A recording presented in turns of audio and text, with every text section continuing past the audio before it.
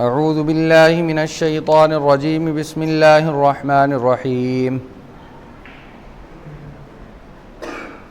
وَإِذْ فَرَقْنَا بِكُمُ الْبَحْرَ فَأَنْجَيْنَاكُمْ وَأَغْرَقْنَا آلَ فِرْعَوْنَ وَأَنْتُمْ تَنْظُرُونَ وَإِذْ وَاعَدْنَا مُوسَىٰ 40 لَيْلَةً ثُمَّ اتَّخَذْتُمُ الْعِجْلَ مِنْ بَعْدِهِ وَأَنْتُمْ ظَالِمُونَ ثُمَّ عَفَوْنَا عَنْكُمْ مِنْ بَعْدِ ذَلِكَ لَعَلَّكُمْ تَشْكُرُونَ وَإِذْ آتَيْنَا مُوسَى الْكِتَابَ وَالْفُرْقَانَ لَعَلَّكُمْ تَهْتَدُونَ صدق اللہ العظیم۔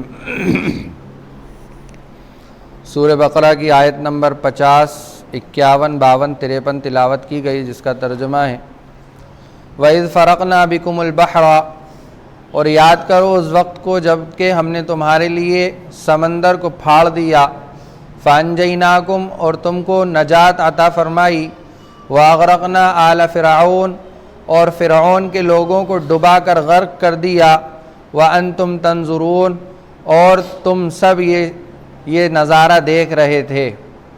وَإِذْ وَاعَدْنَا مُوسَىٰ 40 لَيْلَةً، اور اس وقت کو بھی یاد کرو جب کہ ہم نے موسیٰ علیہ السلام سے 40 راتوں کا وعدہ کیا، ثُمَّ اتَّخَذْتُمُ الْعِجْلَ مِنْ بَعْدِهِ، پھر تم نے اپنی جانوں کے اوپر ظلم کر کے ان کے بعد بچھڑے کو اپنا معبود بنا لیا، ثُمَّ عَفَوْنَا عَنْكُمْ مِنْ بَعْدِ ذَلِكَ لَعَلَّكُمْ تَشْكُرُونَ، پھر ہم نے تمہیں سب کے بعد بھی معاف فرما دیا، لَعَلَّكُمْ تَشْكُرُونَ، تاکہ تم شکر گزار بن جاؤ۔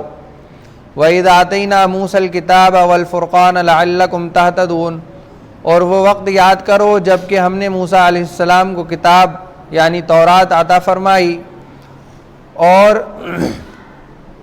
وہ حق اور باطل کے درمیان فرق کرنے والی ہے، والفرقان لعلکم تہتدون، تاکہ تم راہ راست پر آ جاؤ۔ یہ ان 4 آیات کا ترجمہ تھا۔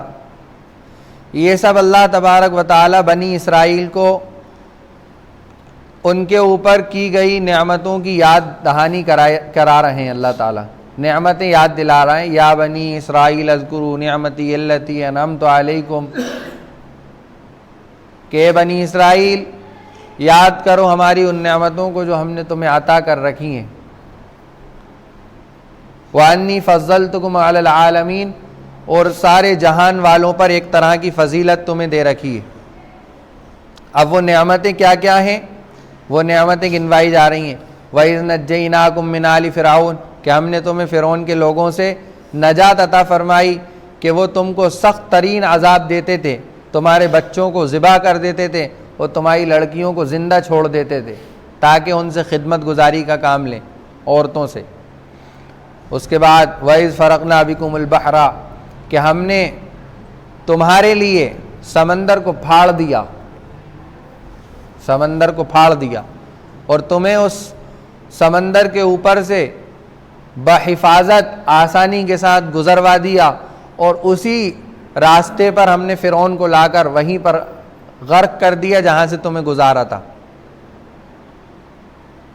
اور جب تم نے موسیٰ علیہ السلام سے تقاضا کرا کہ اب تو ہم فرعون کے لوگوں سے نجات پا چکے ہیں، اب ہمیں شریعت ملے، ہمیں احکامات ملے، ہم کیا کریں؟ تو جب یہ تقاضا کیا تو اللہ تبارک و تعالیٰ نے کتاب عطا فرمائی، احکامات دیے۔ جب موسیٰ علیہ السلام کتاب لینے کے لیے گئے، اللہ تبارک و تعالیٰ نے بلایا 40 راتوں کے لیے، تو کیا کیا کہ ان لوگوں نے گوشالہ شروع کر دی، یعنی گائے کی پرستش شروع کر دی۔ اس کے بعد پھر بھی اللہ تبارک و تعالیٰ نے اس سب کے باوجود ان کو معاف کر دیا۔ تو یہ موسیٰ علیہ السلام کی قوم کے لیے جو اللہ تبارک و تعالیٰ نے سمندر کو پھاڑا تھا، اس کا واقعہ بہت تفصیل کے ساتھ دوسری صورتوں میں، سورہ اعراف میں، سورہ طٰہٰ میں، اور بھی کئی جگہ 20ویں پارے کے اندر بھی تذکرہ ہے موسیٰ علیہ السلام کا، کیونکہ قرآن قصے اور کہانی کی کتاب نہیں ہے کہ سارا کا سارا واقعہ ایک ہی جگہ بیان کر دیا جائے۔ وقتاً فوقتاً امت کو ہدایت دینے کے لیے، امت کو پیغامات پہنچانے کے لیے، یہ امت بنی رہے، بکھرے نہ، نبی کا دامن پکڑے رہے، حق کا دامن پکڑے رہے، اس کے لیے اللہ تبارک و تعالی وقتاً فوقتاً آیات اتارتے تھے۔ تورات اللہ تبارک و تعالی نے ایک ہی بار میں دے دی موسیٰ علیہ السلام کو بلا کر، لیکن قرآن کے بارے میں ایسا نہیں کرا۔ قرآن تو حسب موقع، جیسا موقع ہوتا تھا ویسی اللہ تبارک و تعالی اس کو نازل کرتے تھے، جس چیز کی ضرورت ہوتی تھی تب نازل کرتے تھے۔ کچھ یہاں کر دیا، کچھ وہاں کر دیا، کچھ وہاں کر دیا۔ اور کیا ہوا کہ موسیٰ علیہ السلام کی قوم کو اللہ تبارک و تعالی نے موسیٰ علیہ السلام کو فرعون کی ہدایت کے لیے بھیجا تھا۔ اور یہ میں بات بتا چکا ہوں کہ فرعون کسی خاص شخص کا نام نہیں ہے، بلکہ مصر کے اندر جو بھی حکومت کی گدی پر بیٹھتا تھا، تخت پر بیٹھتا تھا، اس کو فرعون کہا جاتا تھا۔ فرعون بادشاہوں کا لقب ہوا کرتا تھا، کسی کا نام نہیں تھا۔ الگ الگ نام کتابوں کے اندر، تفسیر کے اندر ان بادشاہوں کے ذکر کیے گئے۔ تو اللہ تبارک و تعالی نے موسیٰ علیہ السلام کو اس کی ہدایت کے لیے بھیجا، اور جب اس کو پتہ چلا کہ اس کی حکومت ختم ہو جائے گی تو اس نے کیا کیا کہ بنی اسرائیل کے بچوں کو ذبح کرنا، مارنا، قتل کرنا شروع کر دیا۔ چھوٹے چھوٹے بچوں کو، بچے پیدا ہوتے ان کو قتل کروا دیتا۔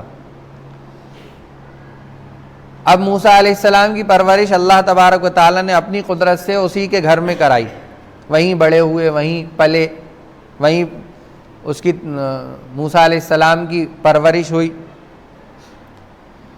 اب جب ایک موقع آیا، ایک پورا واقعہ ہے موسیٰ علیہ السلام کہ موسیٰ علیہ السلام نے ایک قبطی کو تماچا مار دیا، فَوَكَزَهُ مُوسَى فَقَضَى عَلَيْهِ، تو وہ ایک تماچے میں ہی مر گیا، تماچے میں مر گیا۔ اس لیے کہ نبیوں کو 100 پہلوانوں کی طاقت دی جاتی ہے، کہ موسیٰ علیہ السلام نے ایک تماچا مارا، مر گیا وہ۔ تو یہ بات وہاں پہنچ گئی۔ اب فرعون کی پولیس آئی تلاش کرنے، تو ایک جو ایمان والا نیک بندہ تھا وہ موسیٰ علیہ السلام کے پاس بھاگتا ہوا آیا، اور اس نے کہا کہ آپ فوراً یہاں سے نکل جائیں رات میں، کیونکہ پولیس آپ کی تلاش میں۔ موسیٰ علیہ السلام وہاں سے نکل گئے، اور پھر وہ شادی ہوئی، پھر کوہ طور پر جانا ہوا، وہاں نبوت ملی۔ اس سب کے بعد پھر اللہ تبارک و تعالی نے دوبارہ مصر کی طرف لوٹایا۔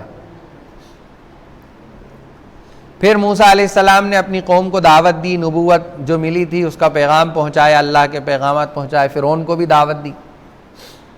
اب فرعون یہ چاہتا تھا کہ یہ یہیں ڈٹے رہیں، یہیں رہیں، اور ان سے ہم جس طرح خدمت لیتے ہیں ہمیشہ خدمت لیتے رہیں۔ بنی اسرائیل کو گویا کہ خادم کی حیثیت سے استعمال کرتے تھے، نوکر چاکر بنا کے رکھتے تھے، تو جانے نہیں دے سکتے تھے۔ ایک دن کیا ہوا کہ فرعون کو غصہ آ گیا کسی بات پہ، اور اس کی جو حکومت کے لوگ تھے انہوں نے بھڑکا دیا اس کو، اور اس نے جو ہے راتوں رات ان کو نکلوا دیا۔ جب وہ نکل گئے تو پھر اس کو فرعون کو یہ بات دل میں آئی کہ ارے میں نے تو اپنے نوکر چاکر جن سے میں خدمت لیتا ہوں انہی کو میں نے بھگا دیا۔ تو کہا کہ جاؤ ڈھونڈ کے لاؤ۔ اب وہ تو پہنچ گئے تھے بہت دور دریائے نیل کی طرف، فرعون نے بھی پیچھے سے مقابلہ کیا۔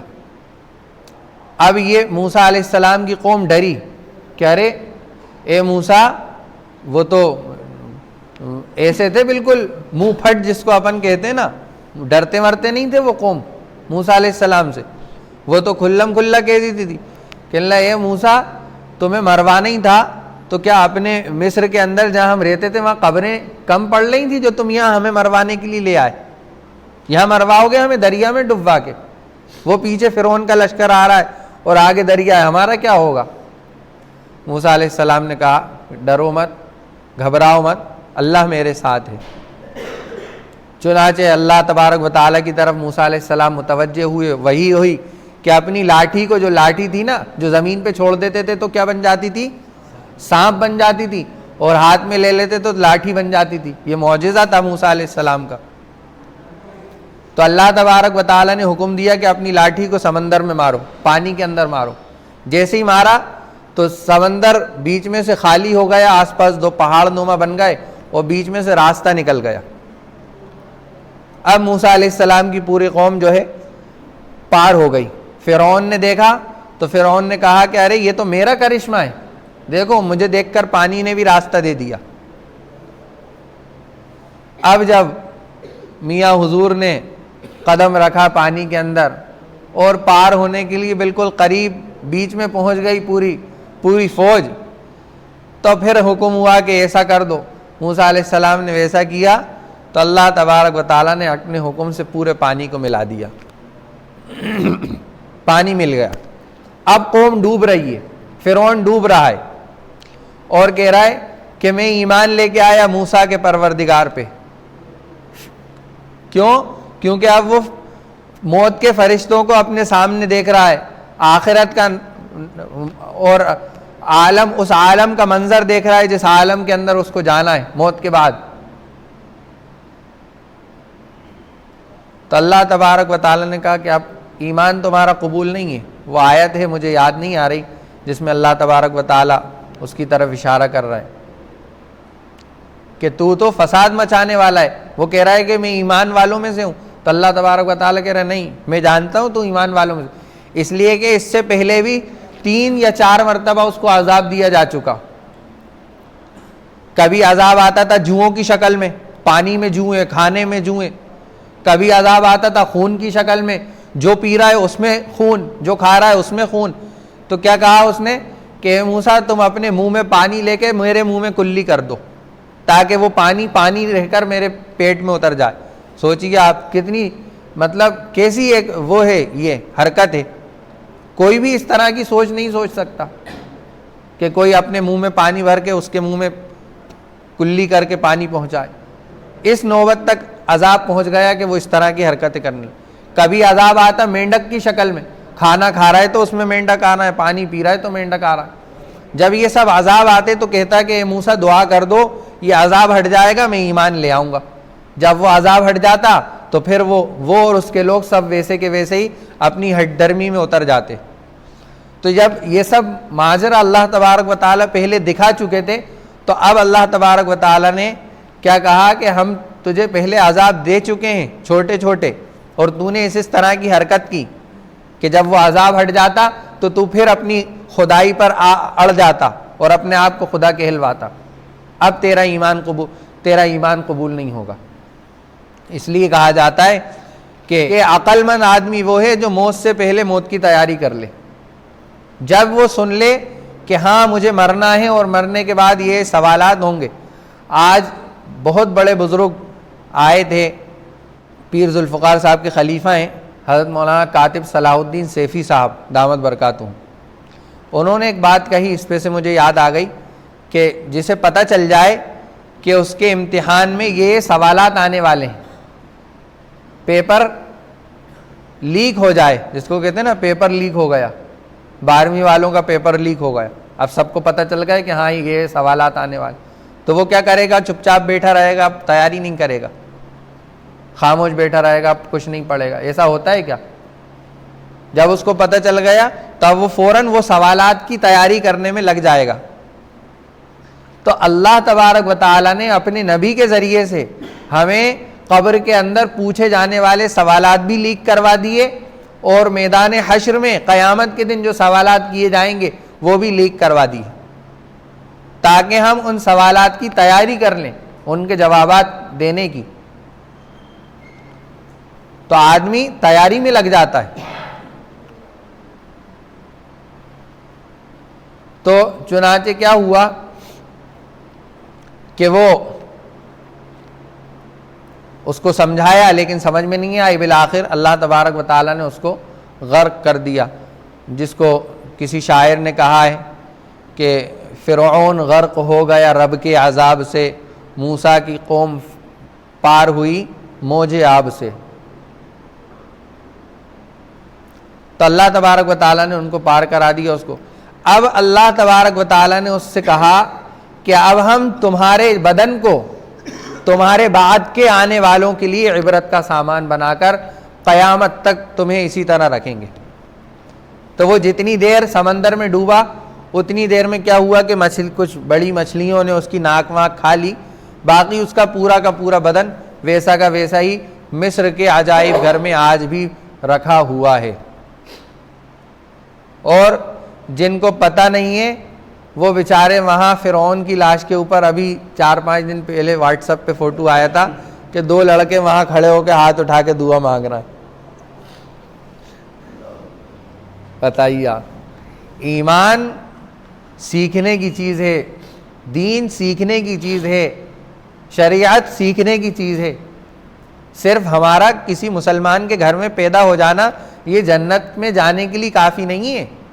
صحابہ کتنے فکر مند رہتے تھے اپنے ایمان کے بارے میں، ذرا سی کوئی کمی کسی طرح کی بھی محسوس ہوئی تو فوراً چلا اٹھتے تھے کہ میں تو منافق ہو گیا، میں تو منافق ہو گیا۔ کتنے فکر مند رہتے تھے۔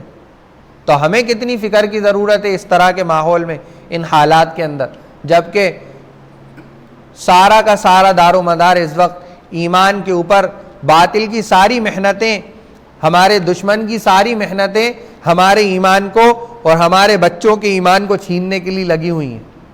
ساری کی ساری محنتیں اس وقت، جتنی باطل کی محنتیں، ہمارے دشمن کی محنتیں ہو رہی ہیں، وہ اس پر ہو رہی ہیں کہ کسی طرح ان ایمان والوں کے دلوں سے ایمان کو چھین لیا جائے۔ اور ایک بات میں بتا دوں آپ کو کہ اگر آپ کو پکا ایمان والا بن کے رہنا ہے تو اپنا رابطہ علماء حق سے کرنا ضروری ہے۔ ایمان پر موت کے لیے، ایمان پر خاتمے کے لیے کسی عالم برحق سے رابطہ کر کے اپنی زندگی کو گزارنا ضروری ہے۔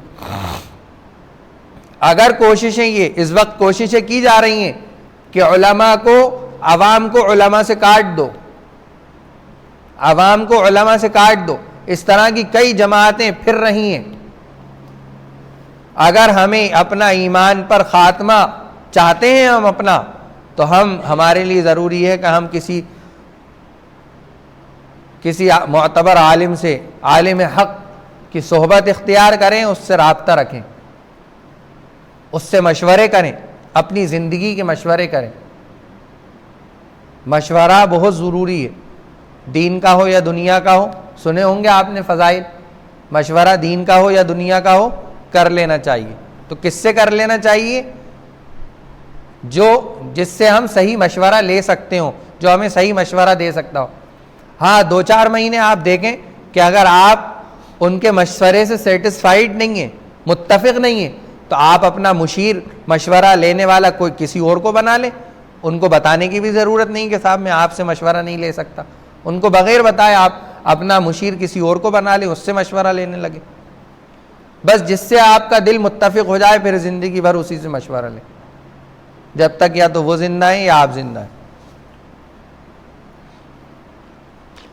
تو اللہ تبارک و تعالیٰ نے اس کو عبرت کا سامان بنا دیا اور یہ بتا دیا کہ دیکھو جو میرا حکم مانے گا وہ سرخ روح ہوگا، اور جو نہیں مانے گا وہ اس طرح عبرت کا سامان بن جائے گا قیامت تک کے لیے۔ پھر آگے وَإِذْ وَعَدْنَا مُوسَىٰ 40 لَيْلَةً ثُمَّ اتَّخَذْتُمُ الْعِجْلَ مِن بَعْدِهِ وَأَنْتُمْ ظَالِمُونَ۔ اور یہاں اس چیز کا ذکر ہے کہ جب موسیٰ علیہ السلام کو اللہ تبارک و تعالیٰ نے 1 مہینے کے لیے بلایا تھا، دوسری آیات کے اندر اس کا تذکرہ ہے، 30 دن چلے کے لیے نہیں بلایا تھا، بلکہ کتنے دن کے لیے بلایا تھا؟ 30 دن کے لیے بلایا تھا۔ کیوں؟ کہ جب یہ قوم، وہ سب واقعات ہو چکے، وہ ڈوب گیا فرعون، اب یہ قوم مصر کی طرف چلی نہیں، بلکہ عرب کے کسی علاقے کی طرف چلی، اس علاقے کا نام یاد نہیں آ رہا، اس کی طرف چلی۔ تو اس نے راستے میں دیکھا کہ کچھ قومیں بت پرستی کے اندر مبتلا ہیں، تو موسیٰ علیہ السلام کی اس قوم نے بھی موسیٰ علیہ السلام سے کہا کہ آپ بھی ہمیں کوئی بت بنا کر دے دے جس کی ہم پرستش کریں، جس کی عبادت کریں۔ تو موسیٰ علیہ السلام نے کہا کہ تم ساری حرکتیں اور سارے معجزے اور ساری چیزیں دیکھ کر آ رہے ہو، پھر بھی تمہارے سمجھ میں نہیں آئی۔ تو پھر اللہ تبارک و تعالیٰ نے حکم دیا کہ اب دیکھو ہم نے تمہیں فرعون کی اس غلامی سے نجات عطا فرمائی ہے، اب ہم تمہیں شریعت دینا چاہتے ہیں، اس لیے تم 1 مہینے کے لیے ہمارے پاس آ جاؤ۔ تو موسیٰ علیہ السلام نے اپنے بھائی، چھوٹے بھائی ہارون علیہ السلام کو اپنا نائب مقرر کر کے کہ دیکھو تم اس قوم کو سنبھال کے رکھنا، اس کی نگرانی رکھنا، ادھر ادھر بھاگنے نہ پائے۔ موسیٰ علیہ السلام طور پر چلے گئے 1 مہینے کے لیے۔ جب 1 مہینہ پورا ہو گیا، اور 1 مہینے کے لیے کیوں بلایا تھا؟ تاکہ وہاں روزے رکھیں، روزے رکھ کر اللہ تبارک و تعالیٰ سے پھر ہم کلامی کا شرف حاصل ہو اور پھر ان کو کتاب مقدس دی جائے۔ جب 1 مہینہ پورا ہوا اور 1 مہینہ مسلسل روزے رکھے، انہوں نے افطار نہیں کیا بیچ میں، تو اب موسیٰ علیہ السلام کے ذہن میں خیال آیا کہ ارے 1 مہینے سے روزے رکھ رہا ہوں، منہ کے اندر بدبو پیدا ہو گئی، ہوتا ہے نا روزے دار کے منہ میں بدبو پیدا ہو جاتی، تو وہ بدبو منہ کی نہیں ہوتی بلکہ معدے کے خالی ہونے کی وجہ سے ہوتی ہے۔ تو اب موسیٰ علیہ السلام نے سوچا کہ اب اللہ سے ہم کلامی کروں گا، ایسا نہیں بدبودار منہ ہو، تو موسیٰ علیہ السلام نے کوئی جڑی کھا لی خوشبو کے لیے۔ تو اللہ تبارک و تعالی نے کہا اے موسیٰ، تم نے ہم سے ملاقات سے پہلے ہی تم نے افطار کر لیا، چلو اب، اور یاد رکھو کہ ہمیں روزے دار کے منہ کی بدبو مشک سے زیادہ پسندیدہ ہے، روزے دار کے منہ کی بدبو مشک سے زیادہ پسندیدہ ہے، لہذا اب تمہیں چاہیے کہ 10 دن کے روزے اور رکھو۔ تو اس طرح 40 دن پورے کروا دیے روزوں کے، اور پھر کتاب عطا فرمائی، ہم کلامی ہوئی۔ تو موسیٰ علیہ السلام نے کہا اے اللہ سب کچھ ہو گیا، اب دیکھنا ہی تو باقی ہے۔ اللہ تبارک و تعالیٰ نے کیا کہا کہ تم مجھے نہیں دیکھ سکتے، بار بار اصرار کیا موسیٰ علیہ السلام نے۔ تو پھر اللہ تبارک و تعالیٰ نے کہا اچھا ٹھیک ہے، ہم اپنی تجلی کو اس پہاڑ کے اوپر نازل کریں گے، تم اس کو دیکھو، اگر تم نے اس کو دیکھ لیا تو پھر ہم تمہیں اپنا دیدار کرا دیں گے۔ جیسے ہی اللہ تبارک و تعالیٰ نے اپنی تجلی اس پہاڑ پہ ڈالی، تو جس حصے پہ وہ تجلی پڑی تھی وہ پورا کا پورا پہاڑ ریزہ ریزہ ہو گیا، اور موسیٰ علیہ السلام بے ہوش ہو گئے۔ تو دنیا کے اندر جو آنکھیں ہمیں دی ہیں ان سے ہم اللہ کا دیدار نہیں کر سکتے۔ اللہ سب کو عمل کی توفیق عطا فرمائے۔ سبحان اللہ و بحمدہ، سبحان اللہ و بحمدہ، نشہد ان لا الہ الا انت، نستغفرک ونتوب الیک۔ سبحان ربک رب العزۃ عما یصفون وسلام علی المرسلین والحمد للہ رب العالمین۔